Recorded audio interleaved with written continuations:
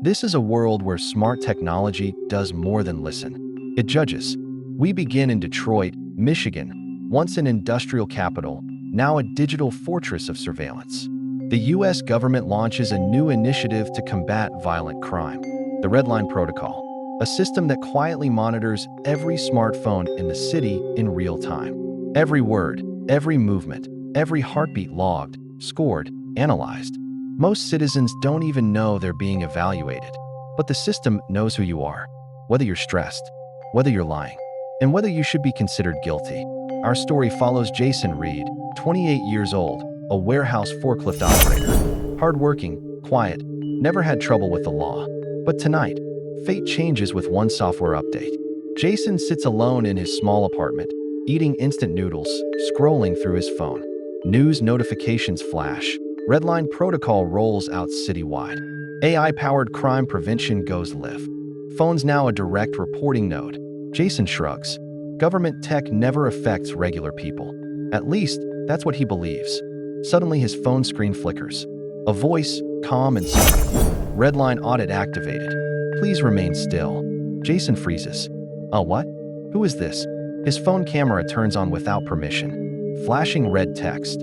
Behavioral analysis in progress. Jason laughs nervously, assuming it's a glitch. But the system doesn't laugh. The phone begins reading his recent messages, searching through private calls, analyzing audio from inside the apartment, his arguments with his ex, his complaints about debt, his late-night rants about his boss. To a machine, emotion looks like intent. Subject shows escalating frustration patterns, the AI announces. Possible future violent threat detected. Jason shakes his head. This is insane. I haven't done anything. But the system doesn't need anything. It predicts. The phone sends data directly to the Redline servers. AI crime prediction analytics. Jason watches helplessly. Suddenly, risk score, red level.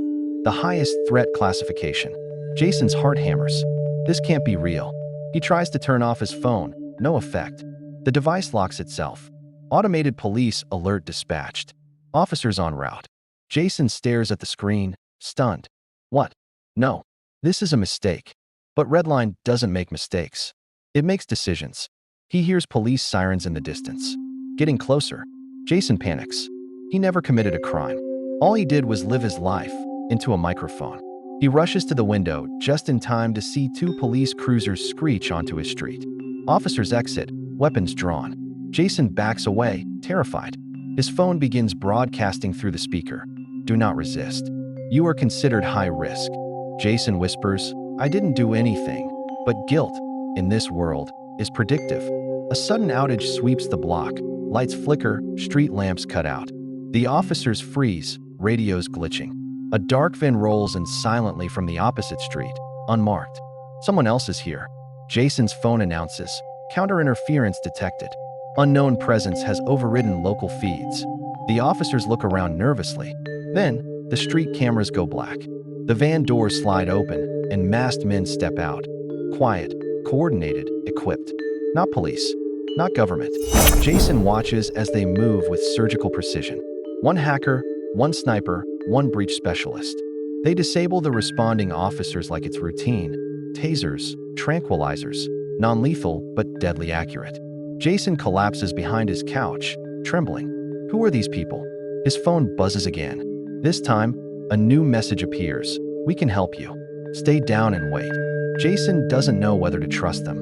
But police are unconscious outside, and unknown operatives are storming his building. His phone screen shows his own terrified face through the front camera. AI is still watching. Decision pending, the system states. Failure to comply will escalate to lethal protocols. Jason's breath stops. His phone is threatening him. The sound of glass shattering below. Someone is breaking in. Boots on the stairs. Voices whispering. Jason presses himself against the floor, holding his breath. The phone speaks one final line before the door bursts inward. Subject Jason Reed. Verdict pending. Have you ever felt like your phone knows you a little too well? What if it knew more than it should? What if it started telling you things you didn't do? This is Jason Reed's reality. A regular guy, working a dead-end warehouse job, just trying to get by.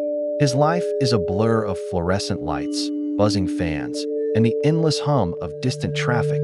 But one night, his phone, his lifeline, turns against him. A notification pops up, an accusation, a crime he didn't commit. Now, Jason is trapped in a digital nightmare, hunted by an algorithm that has already declared him guilty. The red line has been crossed. There's no logging out, no deleting the app, and nowhere to run when technology itself becomes your judge, jury, and executioner. What would you do? Find out in Redline Protocol.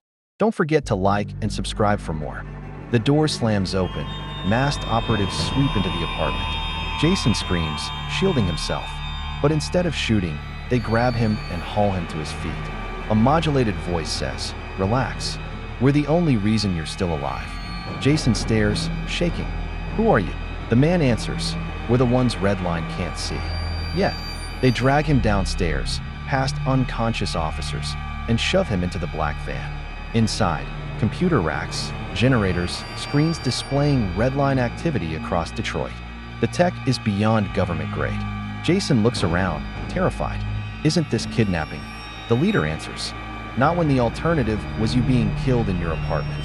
Redline kills high-risk profiles during arrest. Less paperwork. Jason turns pale. "You're lying." A monitor shows a classified report.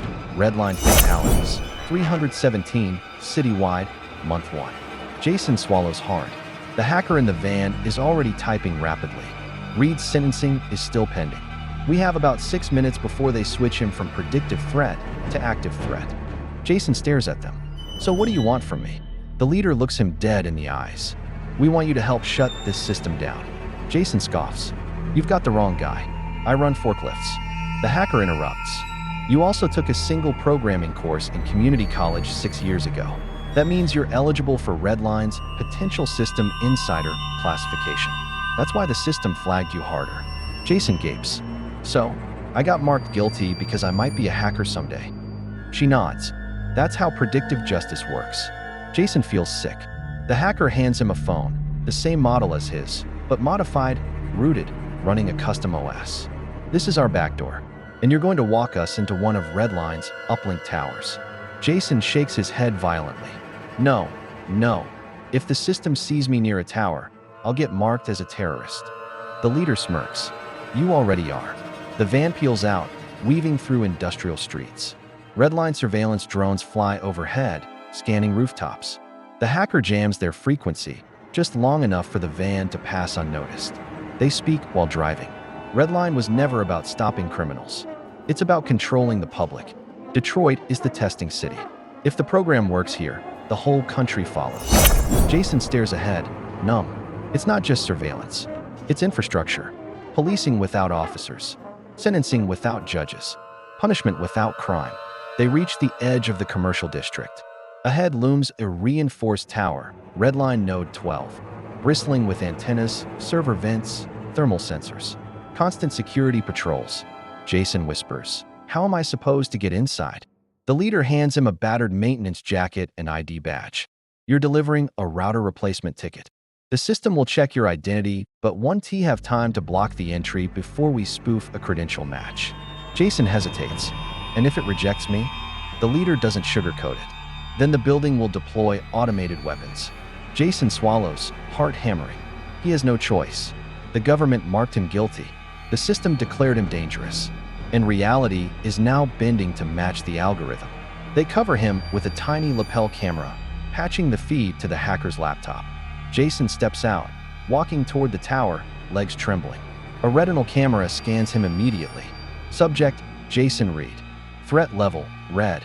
Jason braces for alarms, but the hacker overrides just in time. The display glitches. Access authorized. He exhales, nearly collapsing from relief. Inside the tower, the floors hum with refrigeration, automation servos, and unblinking surveillance. No staff. AI runs everything. Jason approaches a central server rack glowing with pulsing red lines, Redline's physical core. Suddenly, his phone vibrates in his pocket. He doesn't remember bringing it. The system reactivated it remotely. The screen displays, "You should not be here." Jason backs away. The phone continues, "You are attempting to interfere with law enforcement functionality. Consequence, execution authorized." Jason's blood runs cold. In a world controlled by algorithms, Your phone is the judge, jury, and executioner. For 28-year-old Jason Reed, life is already a struggle, working endless shifts at a soul-crushing warehouse just to get by in a tiny, run-down apartment. His world is dim lighting, peeling paint, and the constant hum of a city that never sleeps. But one night, everything changes. His phone flashes red. He's been flagged by the Redline Protocol, an automated system that predicts future crimes. Suddenly, he's a fugitive, hunted for something he hasn't even done. With no one to trust and nowhere to hide, Jason must go on the run, forced to become the very criminal the system accused him of being. Can one man outsmart an all-seeing algorithm? This is Redline Protocol. Coming soon. Don't forget to subscribe for more updates.